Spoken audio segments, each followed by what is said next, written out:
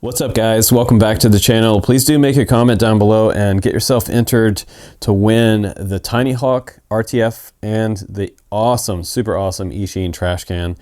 By the end of this month, I'm going to give it away to one lucky Patreon on the channel. So this is going to be a Patreon only giveaway for this next drawing coming up, the two drawings that are coming up for both of those quads. So it's $1 or more a month if you want to get involved. $1 is not bad.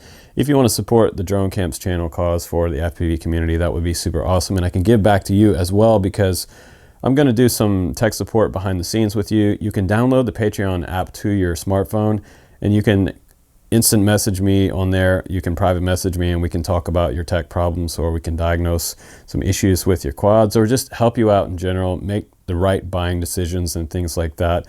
I have over 5 years experience in the industry, so I'm one of those people that you can get an honest opinion from about all kinds of gear out there. So we also do chats on Discord behind the scenes as well. That is up 24 hours a day. You can also download the Discord chat and get involved with that as well. So we have a huge community that's forming, and a lot of guys are talking behind the scenes. And you also get a sneak peek at a lot of really cool stuff coming out that's up on pre-orders, or sometimes just a prototype I'll show you guys behind the scenes on my Patreon stream. It's kind of like a little mini Facebook for my supporters here on the channel. It would be crazy awesome of you.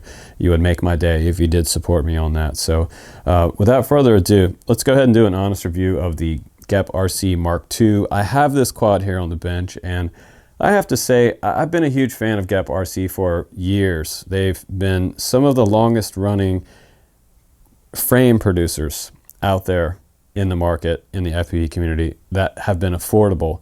And just in the past couple of years, they've started combining those awesome frames with really awesome components, actually. And I'm going to show you some of this frame a little bit closer up, the components on here, and also some of the accessories that come along with this. It's probably one of the best bangs for the buck out there on the market right now. As far as the gear that you get inside the box that comes with the Mark II is amazing. They give you all kinds of extras, like 5 extra battery straps. You get a TPU mount for the front for your GoPro. You even get an extra arm in the pack, which is super awesome, because if you break an arm, you've got an extra right here. You even get extra sidewall plates and additional TPU mounts for the bottom of the motors. And I'm going to show you all of that coming up. Also, you get 10 pairs of props in here, which actually fly really well. I've had these same props from GEP on another quad that I did a freestyle quad review for GEP a while back, and they fly really great. And a lot of times I just toss the stock props to the side because it makes terrible vibration on the quad, things like that. A really crappy, unbalanced prop is not worth your time. It will really make some jitters and some jello on your quad that you really don't want. So this quad is a classic frame style design, sort of that alien style design with the True X replaceable arms in the bottom. Tons of hardware there. Make sure you go over this entire frame with a driver just to make sure everything's tight before you go out on your first flight. Also on the bottom of the motors as well. They do have extra thick motor bolts on the bottom, which I like a lot for this 2207 2400 kV motors. And I also like that they use the same direction threading on the motor nuts on the very top, so you don't have to go looking for some counterclockwise style nut. If you lose one of these are easy to replace because they are right turn motor nuts, and they are low profile as well to save a little bit of weight on the quad. Now this is a beastie style quad, and you know, it has a lot of versatility. It is a little heavier than some of the other ones out there, but durability factor is going to be super high on this quad. I did another very similar quad review a while back, and it was probably one of the most bomber tough quads that I had on my channel from GEP. And this one looks like an upgraded version of that previous quad I had on the channel. All of their components on here, you have nice beveling on the outside edge. All the frame components, we have a 3mm top plate, bottom plate, and what I really like that I did notice is that there's 2 layers in the front right here, and they did reinforce the front end of the frame underneath the camera, because this part right here takes some really hard hits, and it's nice that they did reinforce that. And they have 3mm side plates here as well, which hide the camera nice. You have classic sidewalls on each side, very similar to that original alien style frame. You have aluminum standoffs all the way down the side. No side plates to hide any of this, which is kind of nice in my opinion. Also, plenty of room under here to add extra things if you want to. You could even maybe actually add an extra stack in there. There's seems to be another 10mm of room above the flight controller VTX combo we have up there, and plenty of room in the back. You also have a little bit of a capacitor back here, which is cool because that's going to clean up your video a lot. The little black sort of cylindrical looking object right there, that's going to clean up your video. That's attached to the power source, and we have an XSR receiver back there, which is already set up, plugged in, and we have the antennas coming out the back on this TPU mount back here, which accommodates our SMA connector for the antenna, and built-in LEDs, which is kind of cool. They have little bumpers back here, and it looks like they have additional options for 2 other holes back here. If you wanted to run your antennas through the bottom and have them coming out this direction, you can do that also with this mount, which is kind of neat. I just noticed that. That's really cool. So there's holes all the way through there. See that? You can come out this direction, or you can come out the top just like they have here. And they have both of those little pole extenders that come in the kit. So you can snip these off however short or long you want to make them. And on the very top, this is nice. This style frame is really nice because you have a lot of options. This is all flat up here. There's no funky thing sticking off the top of it. There's 8 bolts to release the top plate, which is a lot of bolts, but you have a lot of versatility with this style frame because you can get your GoPro couch up front, and they include this GoPro couch, which I love that this is a TPU GoPro couch, and this thing is pretty much indestructible. You can add this baby right up front, just like this, pull those 4 bolts off, and you get some extra thin straps. They give you 2 extra thin straps along with your camera mount, which I think is so cool. If you break one, you have a backup. You can also probably fit a full-size strap through that hole right there. You might be able to get a full-size strap. And they also give you 3 full-size straps. You get 5 straps altogether, which is, how awesome is that? I haven't seen that with any other bind and fly quad recently. And so if you're going to pay a little bit more money, you expect to have all the bells and whistles come along with your quad. And these are the TPU bottom mount brackets for protecting the bottom arms of your quad. So if you want to just give the end of your arms a little more protection when you're landing, you don't want chips out of your carbon fiber, you can put these on. They're not that much extra weight, but it will protect the end of the arm. And also, this is crazy. I just keep bringing in the extra bling on this quad. Look at this, 2 different size antennas for your quad. You get either the shorty pagoda or they give you the longer one. Either one you want to use, they leave that up to you. That's really cool that they include that. And check this out. We have a different style camera mount here with an extended top plate. So that's another extra. And you get 2 extra standoffs here for that to accommodate that. That's a really nice value in on this quad. You get some little Allen wrenches and some top pieces for your antenna extender poles. Those just slide right over the top just like that. You get a little bag of hardware, which is nice to have some extra M3 screws that accommodate the frame. And you get some extra cables as well. These look like they are some type of receiver cables. And we're gonna also check out the Robin from RunCam. This is a brand new 6 millisecond race cam that just came out. The coolest thing about this particular frame, and I've kind of seen this happening lately, there's a lot of frames coming out that only accommodate a micro cam. Now that's good and bad. Good because it does shave off a little bit of weight for the quad running a micro style cam. But if you want to do some freestyle out there and you want to get a freestyle type of camera like the Falcor, or something that has a really nice image quality, you're not too worried about low latency race cam, something like this.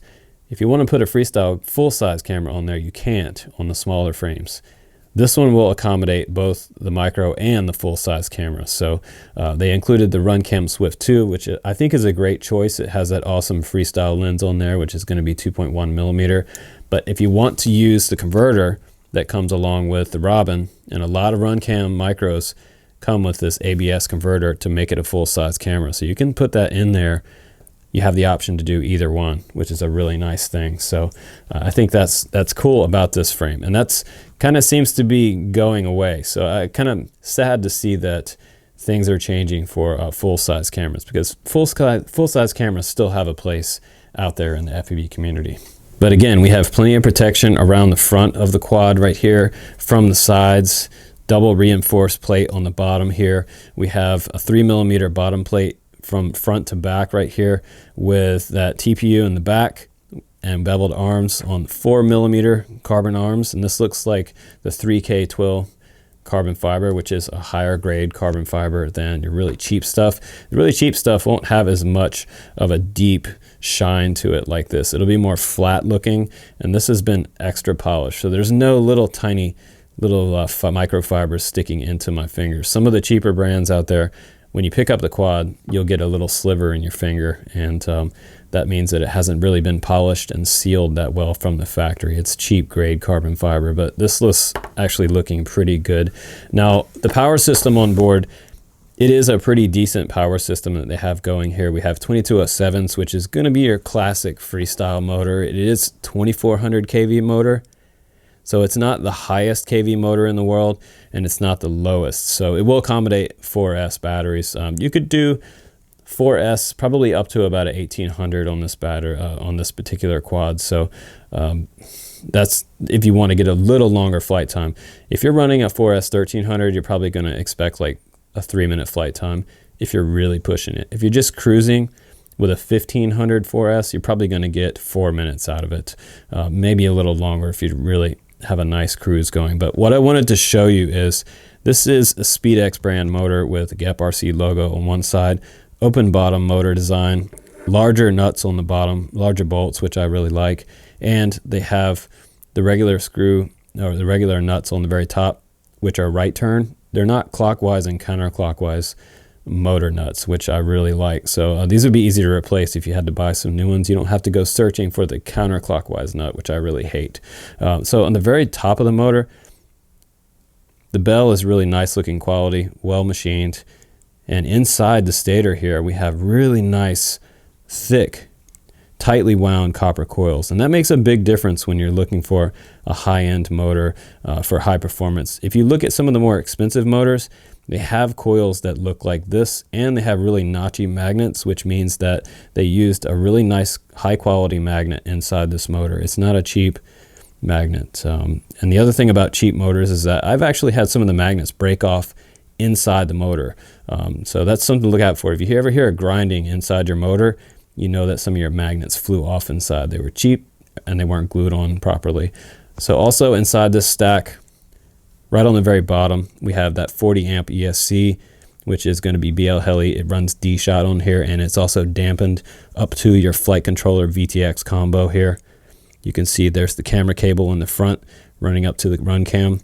This is your LED cable on the very top right here. The next one down, I believe, is running down to the receiver, and it's a built-in VTX on this. It's called the Span Tower. It's an F405 flight controller, and it's running 5.8 on this side over here. You see this huge heat sink right here. This is gigantic on this other side. This big piece of metal is going to help cool and dissipate a lot of that heat. Now, one thing I want to warn you guys about is turning on your quads on the bench. When you're sitting there working in beta flight, if you're brand new to the hobby, you probably might not have burnt up a VTX yet, but be careful with this one because it will run up to 600 milliwatt. 600 milliwatt gets really toasty on the bench. If this quad is not moving and you have it sitting there, you could actually fry the VTX running 600 milliwatt for about 10 minutes or 5 minutes. So it doesn't take long to fry a VTX, guys. Be very careful with that. Turn it down to 25 milliwatt while you're sitting there working on the bench, and the quad won't get overheated.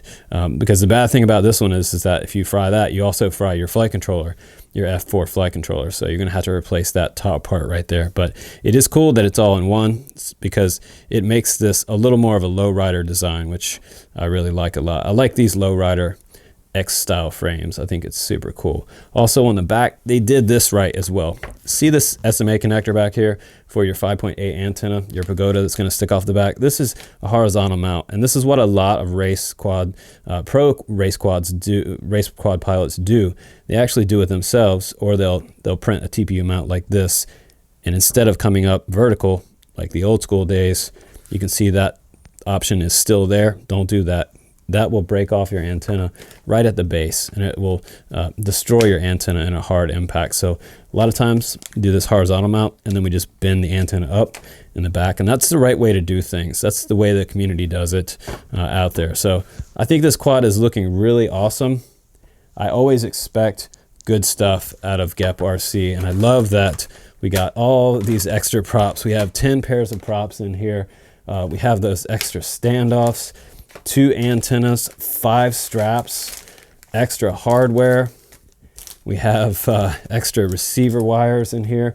We have foam for the top plate for your top mount battery.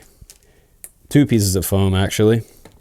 We have the antenna extender poles here that look like you might be able to chop these in half and use them twice if you needed, or if you lost one. We have the extra wrenches. We have the extra motor TPU bottom mount pieces, the extra arm, and we have manuals for everything in here. We have the FreeSky manual for your, this is an RXSR receiver. We have the frequency table for your VTX. Looks like it's running about 6 different bands and 48 channels. How to flip bands, and you get 2 sticker sheets, which is cool. And what I think is really great is you get this little guy right here. This is pretty much the schematic of the everything on board here for your power system. This is the F405 span tower. It's the manual version 1.0. It shows me that we have smart audio on here, which is great. Up at the very top right here, it gives you a little kind of a ports screenshot right there of what's going on inside. So it looks like our IRC tramp for smart audio is on UART 3. UART 6 is where your receiver is going to be, and we have telemetry on here, OSD, Betaflight OSD, all that good stuff. And we have, looks like they have the battery scale to 180, and everything is on here that you need. Also Facebook links down at the bottom for Betaflight firmware, and this is Omnibus F4SD type of flight controller. And we have everything on this quad. All the bells and whistles are here. This is looking really good. And it says the input voltage can be from 2 to 5S. So we're able to run up to D-Shot 600, 2 to 5S. So yeah, we can play around with a 4 and 5S battery. I've got some 5S batteries that are sitting right next to the charger, so I might actually bring out some 5S and have some fun with 5S. I think 5S is really going to wake this quad up a lot. So let's go ahead and charge up some batteries and go out to the field, and then I'll come back and I'll give you my final honest opinion on the GEPRC Mark II. All right guys, here we are at the field with the Mark II. Let's go ahead and do a flight test with it. Line of sight first, as always. I'm in acro mode right now, just checking out the hover. The LEDs in the back look pretty good. Nice, balanced looking motors and prop. Let's go ahead and do a little punch out. 1, 2, 3. That is where I listen for the first amount of vibration in the whole entire power system. If there's any vibes right there, I'm gonna hear it at that top end throttle. I did not hear any top end vibration, which is really good. But sounds really smooth in the air, even on the stock props. That's what I'm kind of looking for. I want to see that everything is nice and smooth and checked out before I FPV. That's a nice looking quad in the air though. It's like classic flat body design with a True X frame on it. LEDs are helping out today. It's a little bit overcast. Let's go for a rainbow. And back over the rainbow. Back around. It's always challenging to fly when it's overcast because it's turned into a black dot in the air. But the LEDs do help me out. Sounding really good. Do some throttle bumps here. Very precise. It's what I was expecting out of this quad, really. Really maneuverable. Feels good on the sticks. Nice and locked in. No vibrations. I think it's going to FPV really well. Really smooth. Right about half throttle is my hover. Pretty nice. I love GEPRC. I'm a huge fan of it. Like I said, the last quad I had in that was a GEPRC had these same stock props, so I was expecting that these would do well as on their quad again, even though it's a different model. It's running that same flight controller. That's looking really good. Little yaw spin there.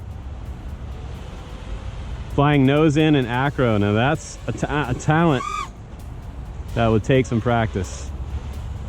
Always tell you guys to learn how to fly line of sight first, move your way up to FPV. So this quad is teching out pretty well. I'm just gonna bring it back over here to the concrete and put it on the ground before I bump it and break something, playing around in line of sight. Looking really, really good in the air. So let's go ahead and make a nice gentle landing and get it up for some FPV. I'll put my GoPro on the front. This quad is looking pretty awesome. All right, let's go for it, guys. Let's go. Okay, guys, let's go ahead and get this quad in the air. The Mark II is on a 4S battery right now. We're gonna test that on a 4S battery for you. This is where you're gonna get the most gentle performance out of this quad. And I say gentle, but it really does have a nice snap and roll rate. It is performing pretty good. I feel like it's lacking in a little bit of power that these motors are capable of, because this can be a 5S quad if you want it. It does have a really nice snap rate on it, and I'm coming back to level really nice. So the flight controller feels really locked in even on this 4S battery. I feel like I want more performance, but that's because I'm more of an advanced pilot. I've been flying for a long time. I want you to see the VTX as well, so I'm making that full screen right now, and look at how solid the VTX is. There is no breakup lines. There's a tiny bit of breakup there, but this is one of the most solid VTXs I've had my hands on. It's completely solid compared to a lot of them, and there's no strange feedback from the power system. So they have the capacitor on correct, and there's no interference from the power system heading into the VTX video back to my goggles. And that's a problem a lot on a lot of quads out there. They'll do a bind and fly from China, and then they'll situate your antenna right next to your VTX antenna, right next to the power source, the battery leads, the battery wires, which is not a good idea. Sometimes if you just simply move it over about an inch away from the power source where the quad's being fed the power, it will clean up the video. So now we're going to another 4S 1300, and I only got just over 2 minutes on that 4S 1300, and I'm already sagging out. If you look down at the bottom left hand corner, I was down to around 14 volts, 14.8 there. If you let off the throttle, you'll see that voltage number increase. So don't think that your battery is completely kaput when you hit the throttle on this quad on a 4S 1300. A 4S 1300 really doesn't belong on this quad, so I'm gonna suggest if you guys get this quad, you can start out on a 4S battery, but by all means just buy a 1500 milliamp and save yourself the frustration and the short flights. Also, if you're new on the sticks, you're probably not going to be punching the throttle as much like I'm doing here for you guys, so I'm going to try to slow it down a little bit. And if you do, if you're just cruising, then you're going to get a much longer flight time. You're not going to burn through this pack quite as quick with this power system that's on board, because 2207s can be battery hungry. 2400 kVs will puff a battery if you're not careful. So the real battery that belongs on here is the 5S 1500, and I'm going to put a link down below for that for you guys. If you get this quad, get yourself a handful of those batteries, and that's what you're going to be happy with. And you'll see that there's almost a double in performance right here with a 5S battery on board. And I'm going to get closer to that 3.5 to 4 minute mark. If you're just cruising, you can get well over 4 minutes with this quad. But look at the snap rate. I am able to snap and roll and get back to my original axis. It's almost like it has extra stabilization or stability built into this. Even in acro, it's just completely locked in, and I'm able to go and do all kinds of freestyle maneuvers that some quads can't do right out of the box. They just can't. They need tuning. They have vibes. There's jello. The camera is completely locked in. This is the Swift 2, by the way. I wasn't able to put the new Runcam Robin on there because it's a different wiring setup, so we will do that later. But this is what you're going to get out of the box. This is the kind of performance you can expect once you get it set up with your radio. And I'm loving this quad. It is really, really locked in. This would be the kind of quad I would take with me on an FPV road trip. I'd slap some Crossfire long-range receiver on there and I would fly up a mountain with full confidence of not losing this quad out there. The components on here are completely solid.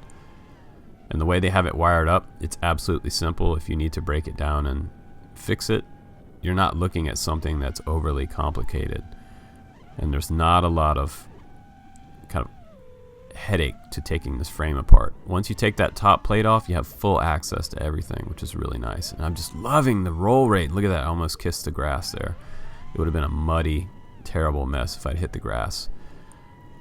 But I'm pulling really nice lines with this quad. I have plenty of control. I love the way it flies. It feels great. I could stand out here all day and fly this quad and do all kinds of crazy stuff with it.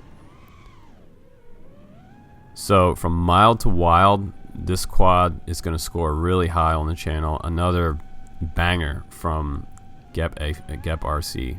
I just love their stuff. Their frames are really rad. The components they chose are really solid. Even better than some of the top companies out there that are producing quads right now.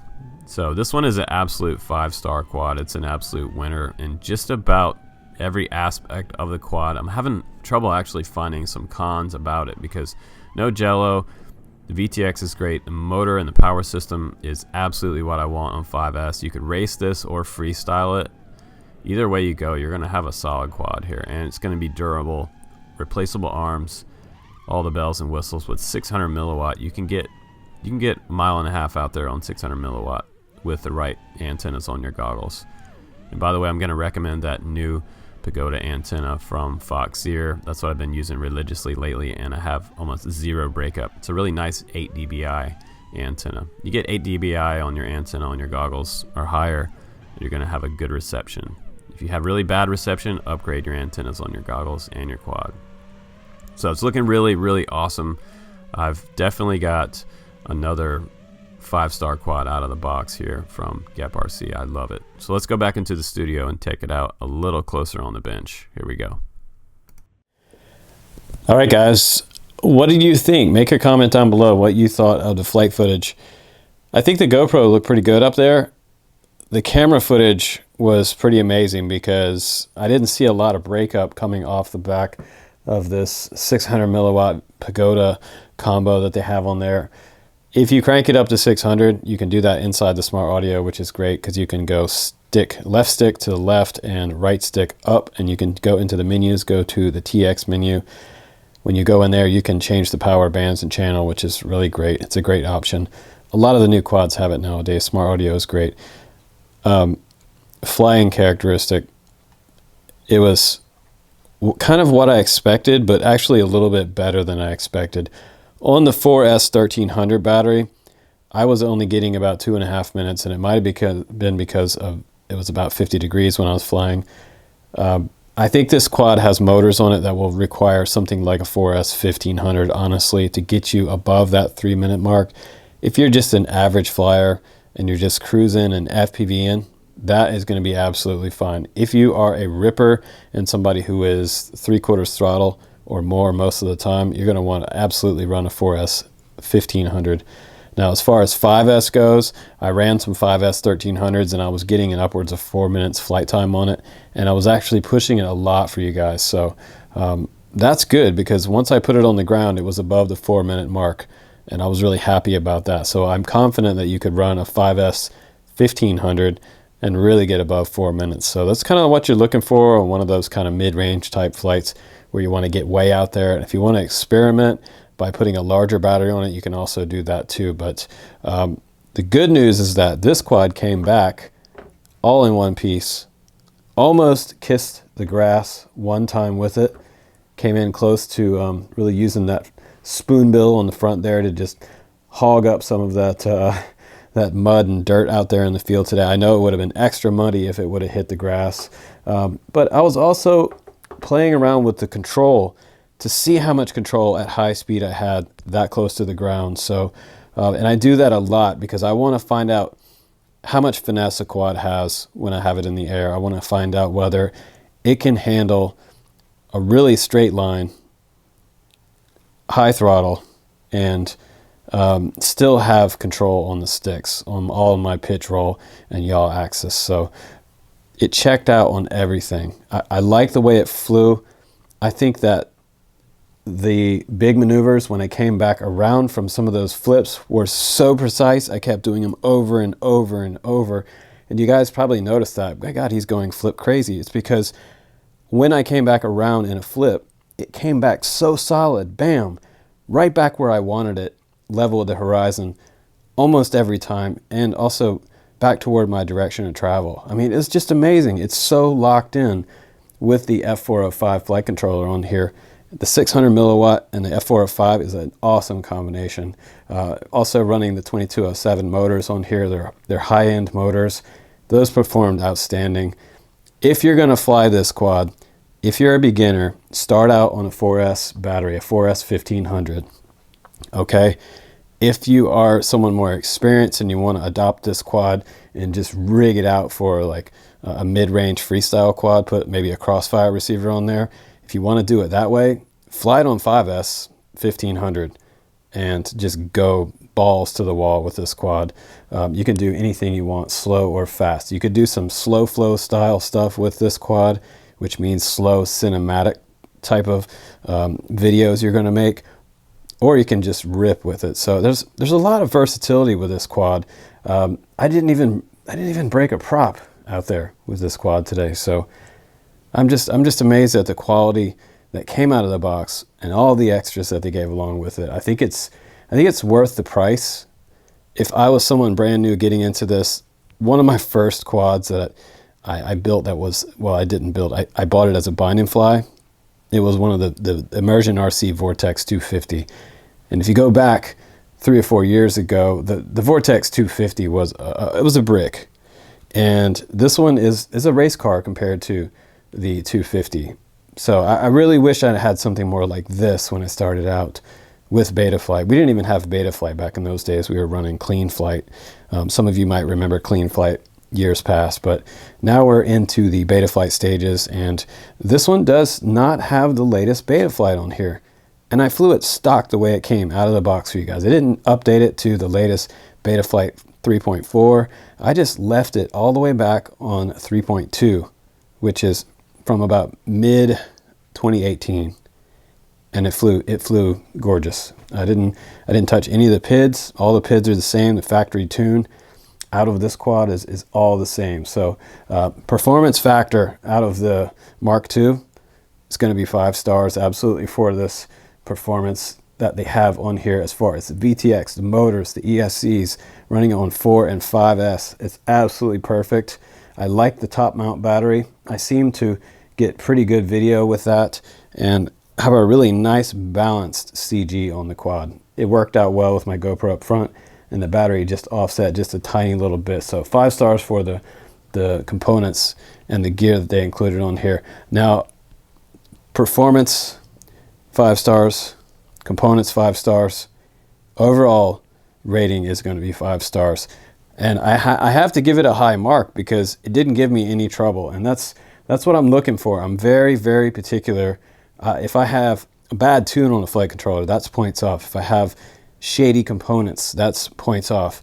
If I have any type of parts of the frame that don't coincide with proper function, then I have to do points off. There's so many angles that they can get points off for.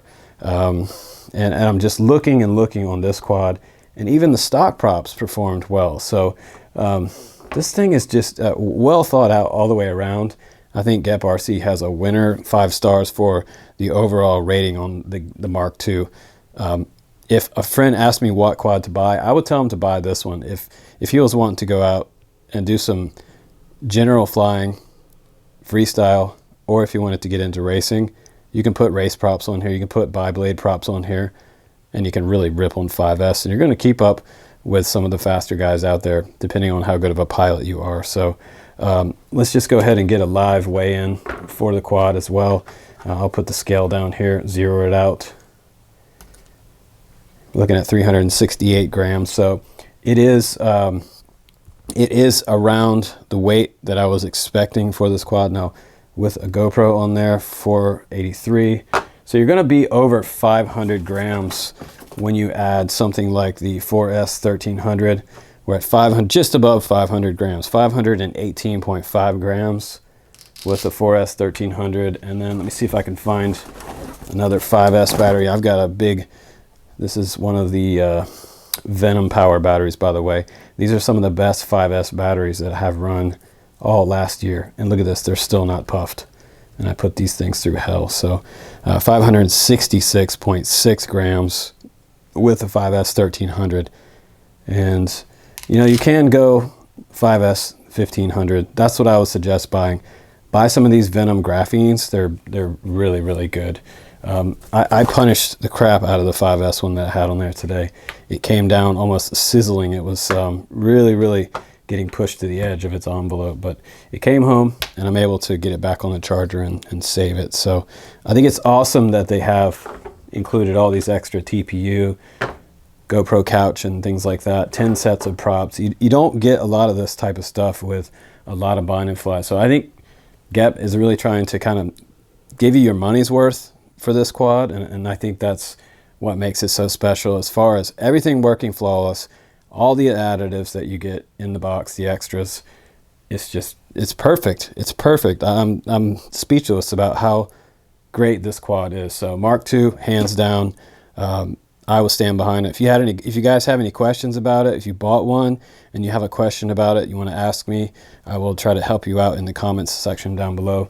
And like I said, please do support me on Patreon if you want to for 2019. That would be super awesome, and you can get involved in our contests and our giveaways coming up. So I appreciate you guys watching my honest reviews. And like someone said the other day, they felt like when they were watching my reviews, it was like a friend that was helping them out, set up a quad or give them advice on what to buy and things like that. And that's how I want you guys to feel on the channel. I want you to feel like this is all one big friendship here. We're all friends, and I don't want you guys to buy something that I don't stand behind, that I think is a total piece of crap.